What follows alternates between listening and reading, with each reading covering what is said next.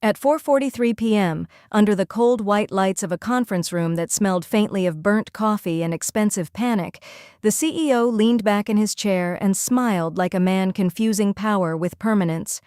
"Pack your bags, you useless people, get out."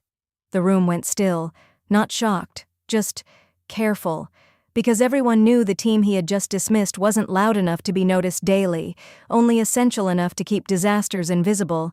She didn't argue, didn't defend anyone. She simply closed her notebook, looked once at the wall of glowing operational dashboards, and walked out with the team beside her. Calmly, quietly, like engineers leaving a building they already knew would collapse by morning. At exactly 4:43 p.m., the building still sounded successful, keyboards clicking in uneven rhythms, elevators opening and closing with soft mechanical sighs, espresso machines hissing like overworked lungs. Somewhere on the 22nd floor, somebody laughed too loudly at a joke that probably wasn't funny, the kind of artificial corporate laughter designed to survive quarterly reviews. Outside the glass walls, rain dragged silver lines across the skyline. Inside, everything looked stable. That was the dangerous part. Because in companies like this, collapse never arrived screaming. It arrived polished, smiling, wearing Italian shoes and talking about efficiency, and tonight it arrived wearing the CEO's navy suit. His name was Victor Hale, though most employees used his initials when he wasn't around. VH, not because they respected him, because saying his full name somehow felt expensive. Victor stood at the head of the conference table with one hand in his pocket and the other resting on a printed report he clearly hadn't read completely. He had the posture of a man who believed confidence could replace comprehension if displayed aggressively enough. Behind him, the giant operations dashboard glowed across the wall. Green metrics. Green logistics. Green deployment flow. Green uptime. Everything looked beautiful, like a patient smiling 5 minutes before cardiac arrest. "This company," Victor said slowly, "has tolerated dead weight for too long." Silence settled carefully over the room. Nobody moved. Nobody looked at each other. Because everyone already understood what this meeting really was. Not restructuring, a performance. Executives loved performances, especially public ones. Public humiliation packaged as leadership. At the far end of the table sat Elena. No dramatic posture, no nervous tapping, no defensive expression.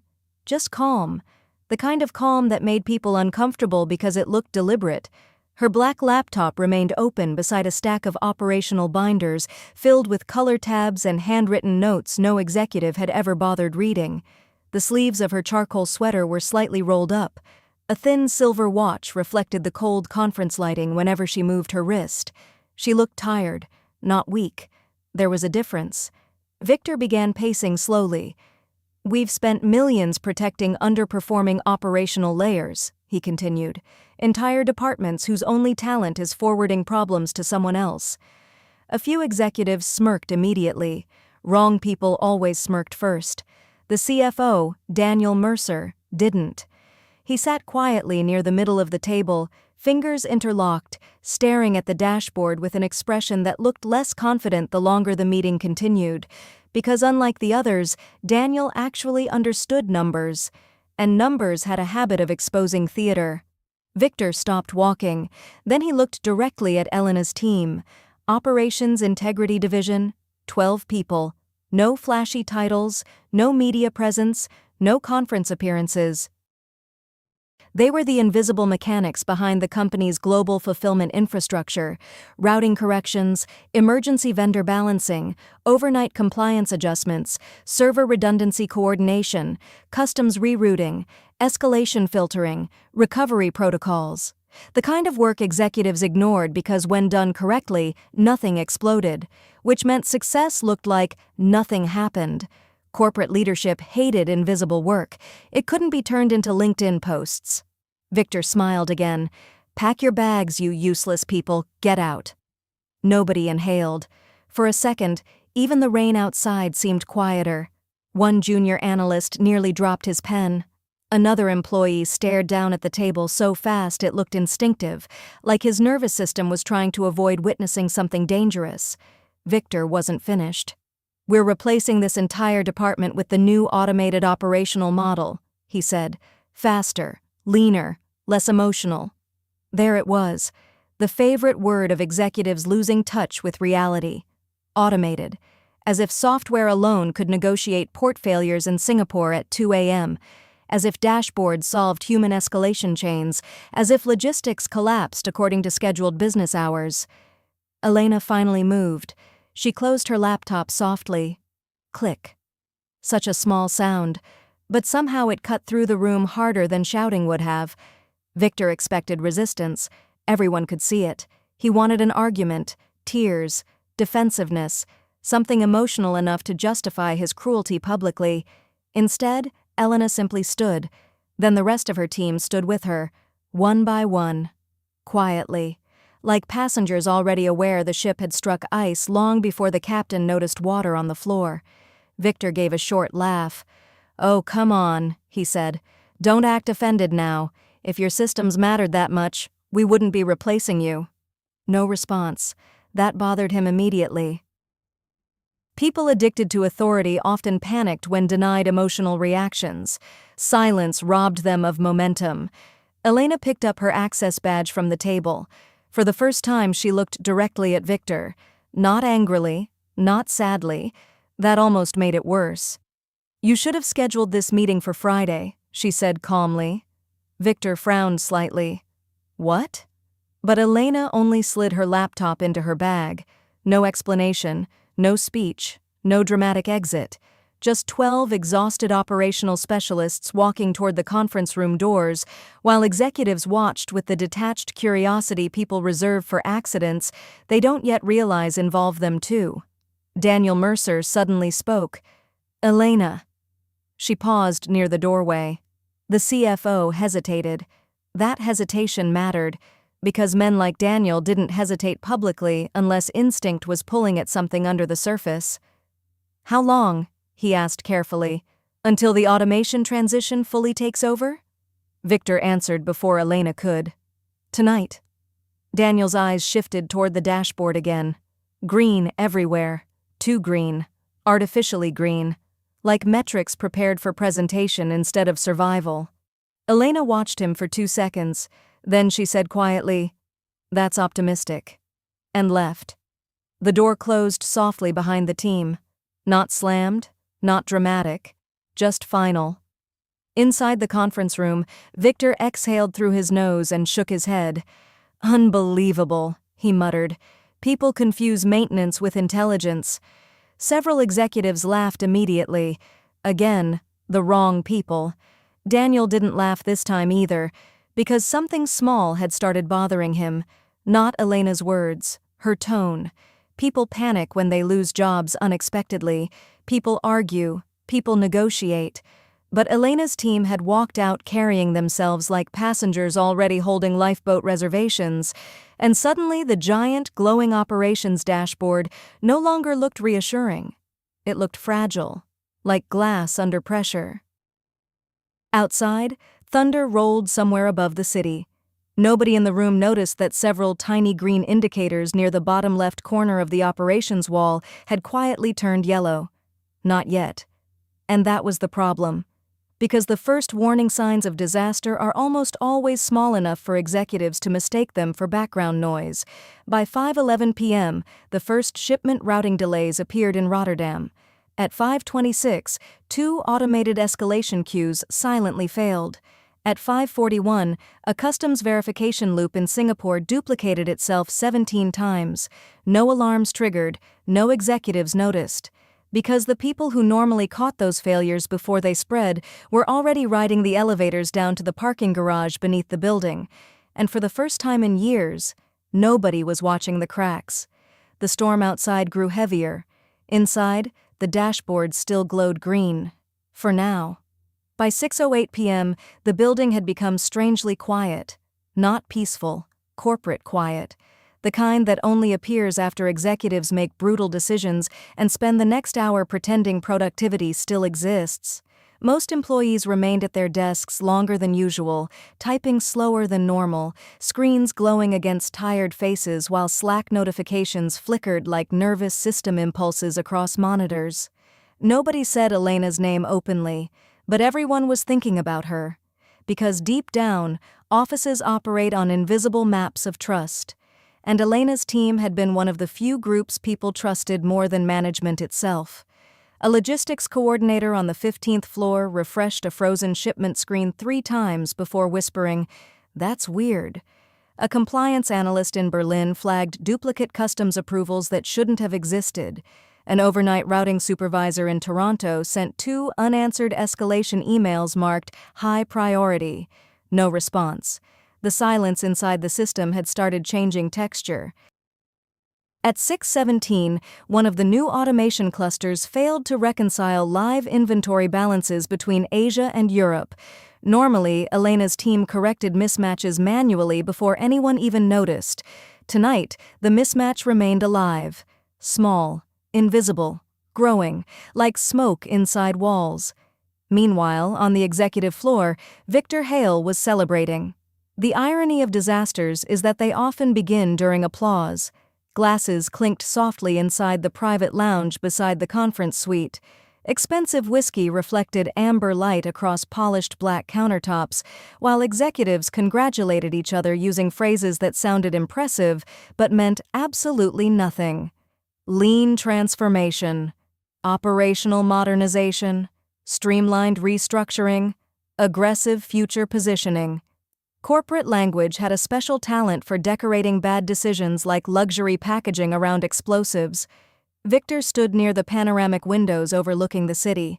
Relaxed now, victorious. He loved this part most, the aftershock of authority. The moment people around him started behaving as if confidence itself was evidence of intelligence. "You know what their problem was?" he asked casually. Nobody answered immediately. Executives learned survival instincts early. Victor continued anyway. "They built dependency. That's how middle managers protect themselves. Make systems so complicated nobody questions your importance." Several people nodded automatically. Daniel Mercer did not. The CFO remained seated near the far corner of the lounge, staring at his tablet while unread alerts accumulated faster than normal. 3 yellow notifications. Then 7. Then 12. His forehead tightened slightly. Not panic yet, just discomfort. The operational dashboard still displayed green overall status indicators, but Daniel knew enough about reporting structures to understand something dangerous. Green dashboards depended entirely on what information reached them. And tonight, information flow had started behaving strangely. At 6:31 p.m., Daniel opened the escalation routing logs manually. His stomach tightened almost immediately. A queue backlog had begun forming inside the Asia-Pacific reconciliation channels. That alone wasn't catastrophic, but the timestamps bothered him. No human intervention markers, no override approvals, no mitigation notes, just automated rerouting loops repeating themselves like a machine trapped inside its own reflection. Daniel looked up. "Victor." The CEO barely turned. "What? Did anyone verify live escalation behavior after the transition?" Victor laughed softly into his whiskey glass. "It's automated now, Daniel. That's the point." "That's not what I asked." The room cooled slightly. Nobody liked when finance executives stopped sounding diplomatic. Victor finally faced him fully. "The vendor guaranteed stability." Daniel stared at him for 2 seconds, then asked quietly, "Did the vendor ever manage a live multi-region fulfillment environment at this scale before?" Victor's silence lasted half a second too long. That was answer enough. Across the room, one executive suddenly checked his phone. Then another. Small expressions began shifting subtly around the lounge. Confusion first, then irritation, then something heavier. A distribution director frowned at his screen. "That's strange." Nobody responded. He refreshed again. The Rotterdam lane just disappeared from tracking visibility. Victor exhaled impatiently. Temporary sync delay. Another phone vibrated, then another. A procurement manager stood up suddenly. Singapore Customs just froze 12 containers. That happens constantly, Victor snapped. No, she replied carefully. Not like this. At 6:42 p.m., the first red indicator appeared on the lower left corner of the operations wall.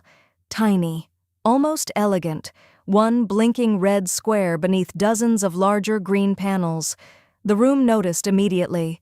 Victor turned toward the dashboard. Nobody spoke. A second red indicator appeared, then a third, like drops of blood spreading slowly through water. Daniel stood up now.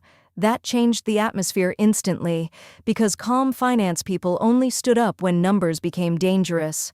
He walked directly toward the operations wall. Data refreshed. Again. Again. Again. Then his face lost color. Not dramatically. Just enough. What is it? Someone asked quietly. Daniel didn't answer immediately. His eyes moved across cascading operational metrics, now updating too quickly for the dashboard filters to stabilize. Escalation failures, container desynchronization, regional routing conflicts, vendor authentication mismatches, warehouse duplication errors, and beneath everything, response delay accumulation, the most dangerous metric in large systems. Because once delays began stacking faster than humans could interrupt them, collapse became mathematical. Victor stepped closer. What am I looking at? Daniel finally answered. You removed the manual interruption layer. Victor frowned. That's not possible. The automation compensates for… No, Daniel interrupted sharply. Automation follows instructions. Elena's team handled contradictions. Silence.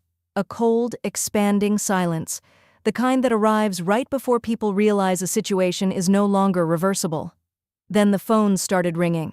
Not occasional calls, a wave, sharp electronic sounds exploding across the executive floor like fire alarms. Toronto, Berlin, Singapore, Amsterdam, Chicago, emergency escalation requests flooded the system simultaneously, and nobody remaining inside the building knew how to stop the chain reaction because the people who understood the operational architecture were already gone. Victor grabbed one of the support tablets from the console. Why are the backups failing? Daniel looked at the screen once, then closed his eyes briefly, because suddenly he understood Elena's final sentence. You should have scheduled this meeting for Friday. Not arrogance, not emotion, a warning. Friday would have allowed 48 hours before global Monday load acceleration. But tonight was Thursday, which meant overnight traffic scaling was only hours away, and the system was already bleeding. At 7:03 p.m., the first major warehouse synchronization failure triggered automatically across 3 continents. At 7:11, inventory duplication errors spread into financial forecasting layers. At 7:18, live shipment visibility collapsed for 2 international carriers. And at 7:26, the primary operational dashboard froze completely. Every screen in the executive suite locked at once. Green indicators remained stuck motionless across the wall like painted lies. No updates, no movement, nothing. One executive whispered, "Oh my God." Victor grabbed the edge of the console hard enough for his knuckles to pale. Restart it. Nobody moved. Restart the system. An IT director swallowed nervously. It's not the dashboard. Victor turned slowly. What? The IT director's voice nearly disappeared. The operational core stopped responding. For one impossible second, the entire executive floor became silent enough to hear the rain hitting the windows. Then Daniel Mercer quietly asked the question nobody else wanted to say aloud. Where's Elena? And suddenly, nobody in the room felt powerful anymore. If you've ever watched someone powerful destroy the very people holding everything together, you already know this story is about to get worse. Because by midnight, the executives still believed the collapse was temporary. It wasn't. And when the first $180 million failure projection appeared on the CFO's screen at 2:14 a.m., someone finally understood why Elena walked out so calmly. But the most dangerous part? She still hadn't answered a single phone call. By 11:47 p.m., the building no longer sounded successful. It sounded hunted. The confident rhythm of keyboards had vanished hours ago.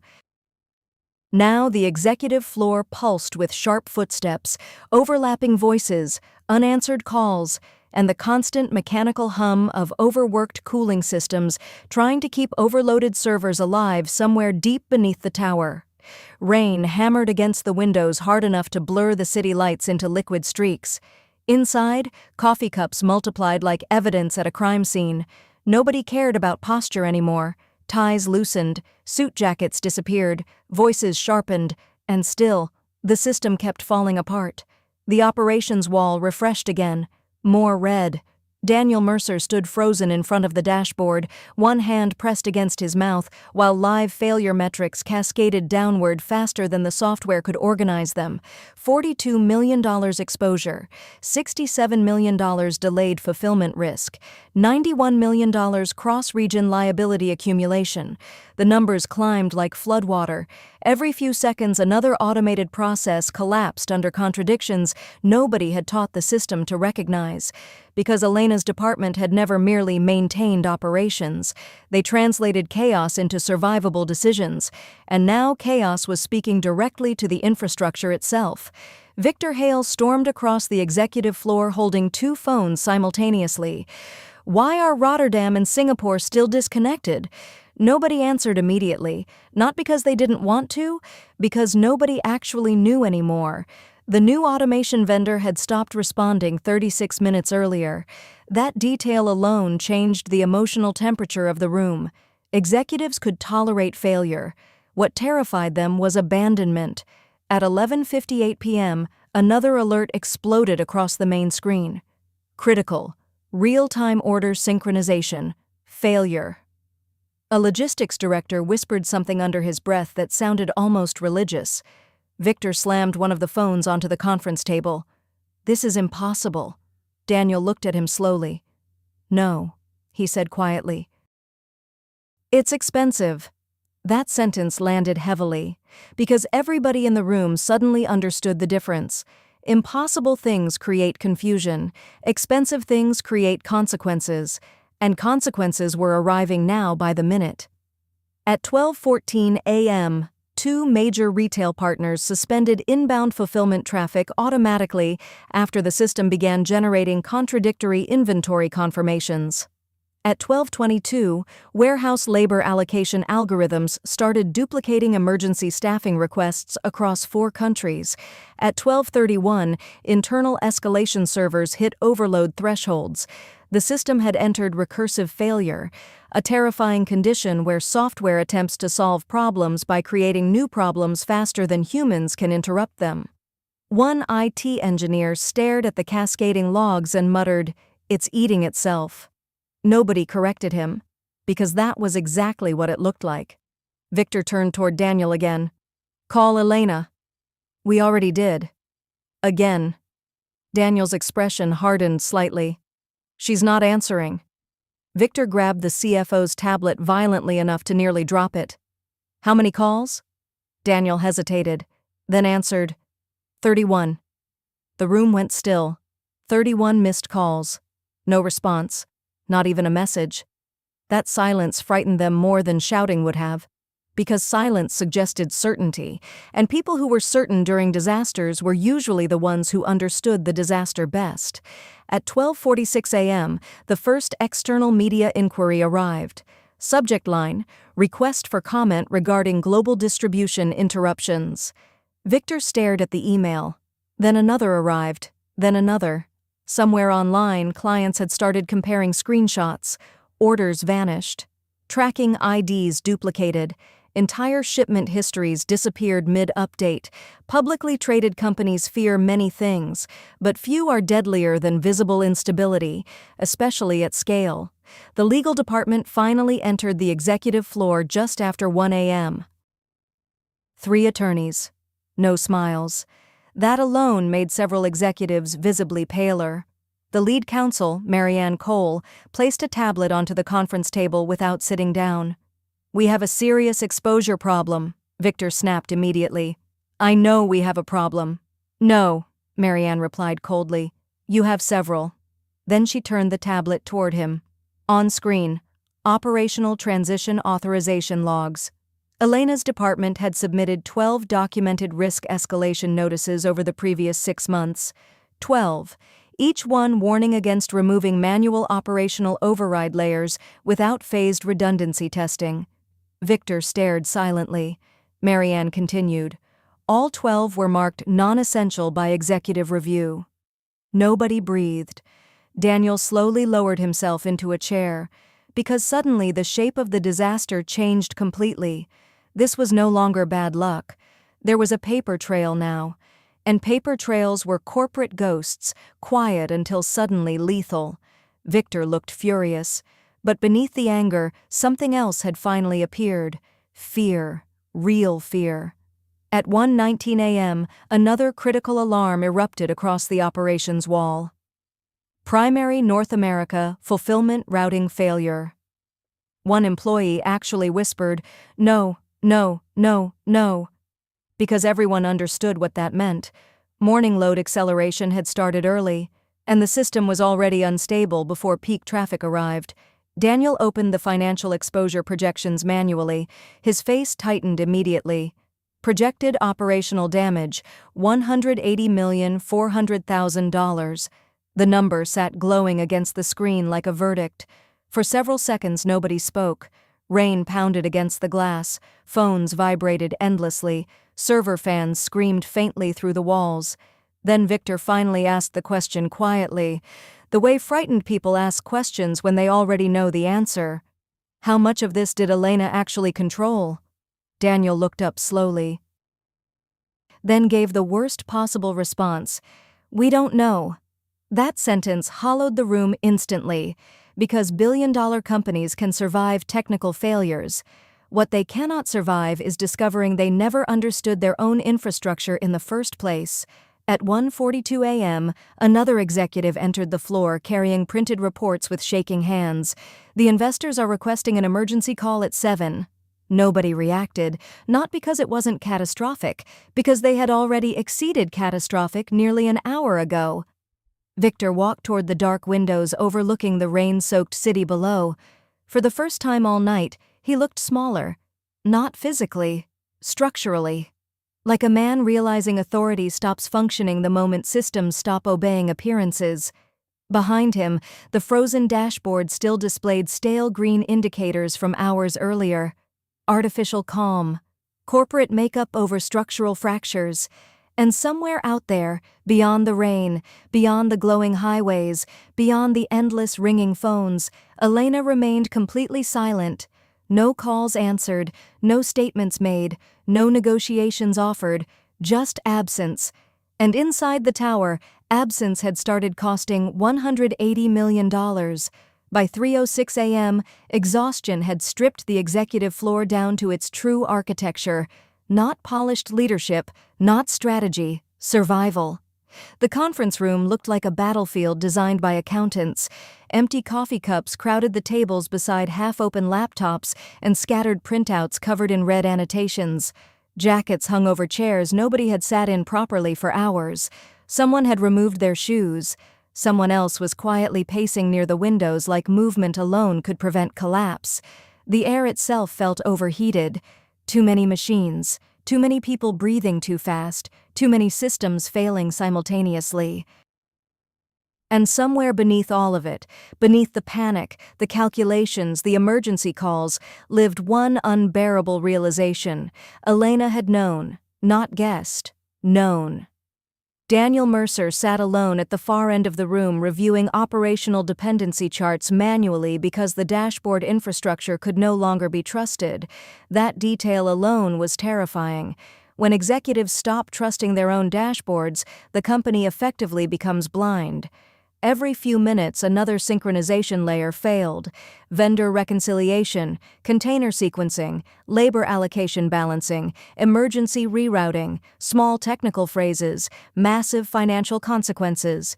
The automation platform was now creating contradictory operational decisions faster than human teams could suppress them. A warehouse in Chicago had received cancellation instructions and acceleration instructions simultaneously. 3 carriers temporarily suspended integrations after receiving corrupted shipment validation strings.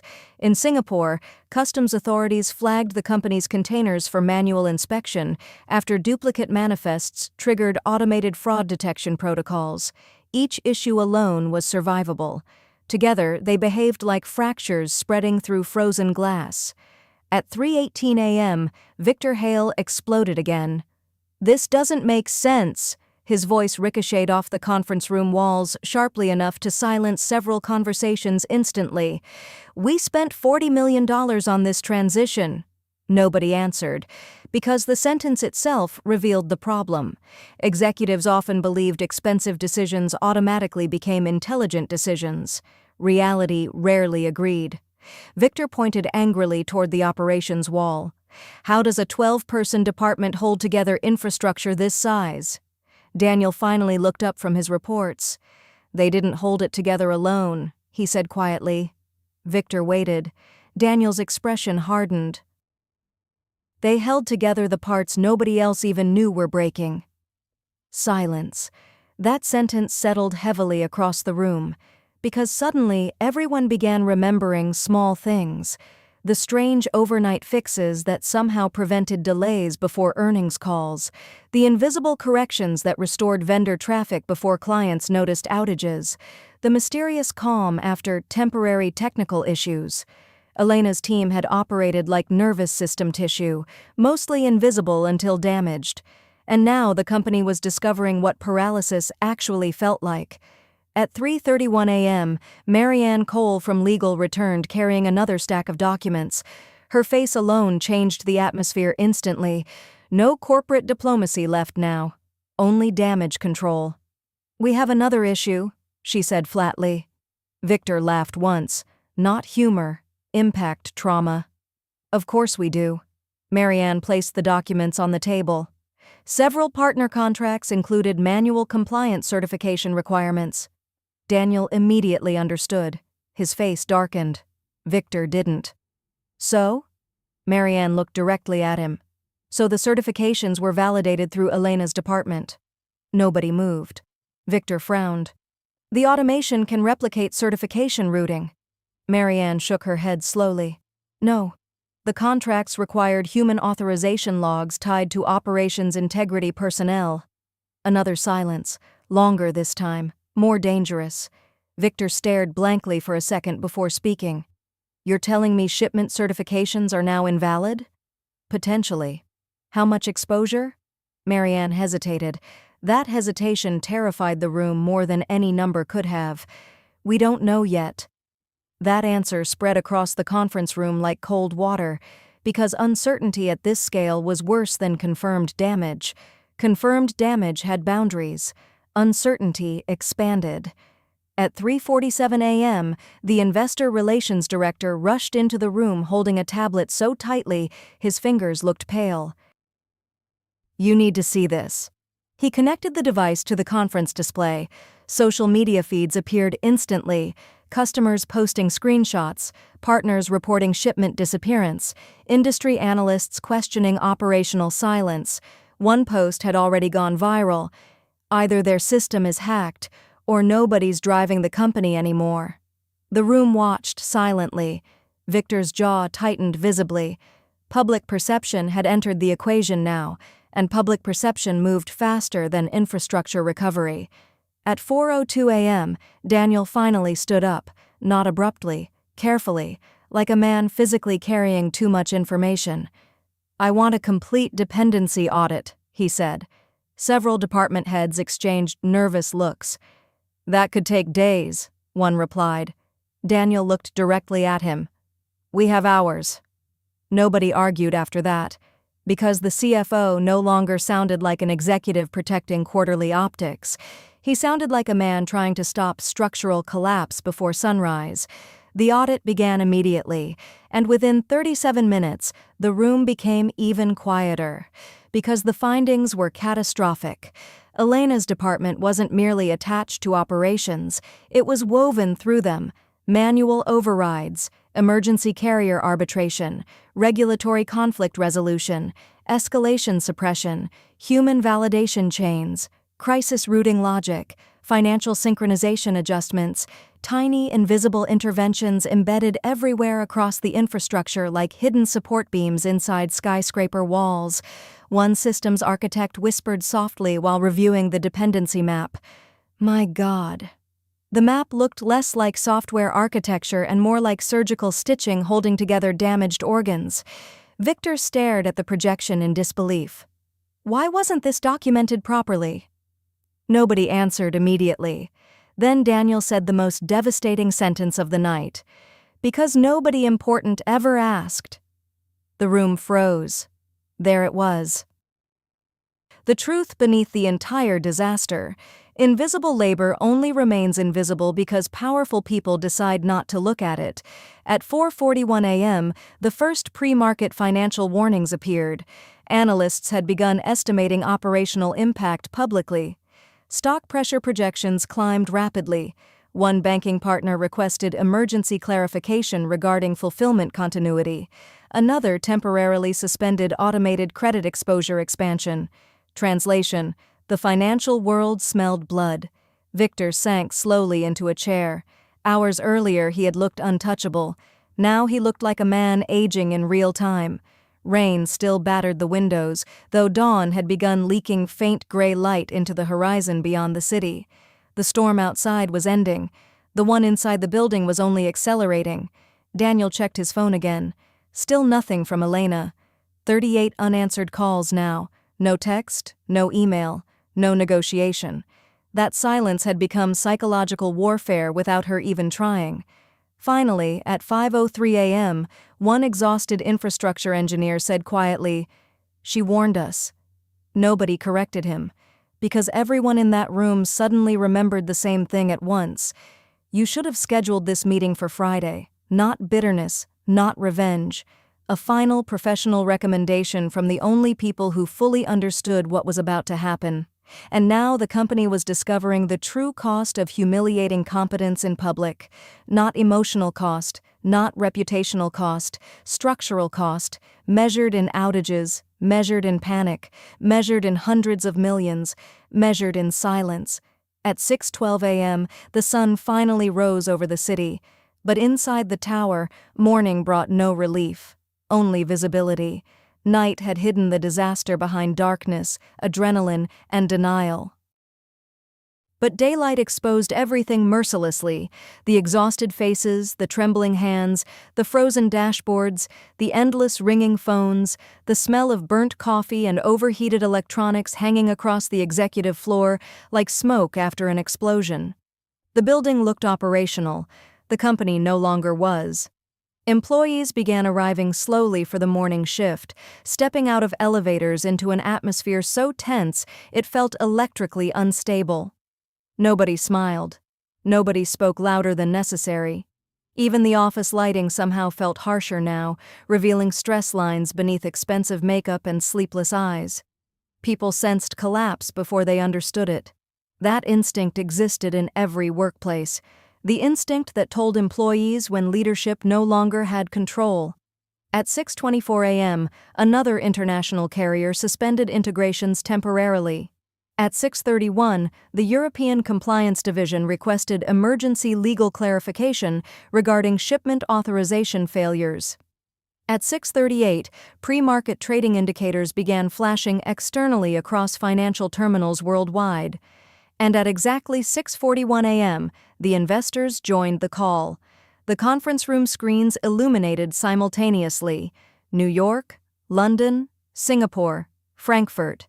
Faces appeared one after another: fund managers, institutional partners, board representatives, strategic stakeholders, people who normally sounded calm because money usually insulated them from panic. Not today. Victor Hale adjusted his tie before speaking, though the gesture looked mechanical now.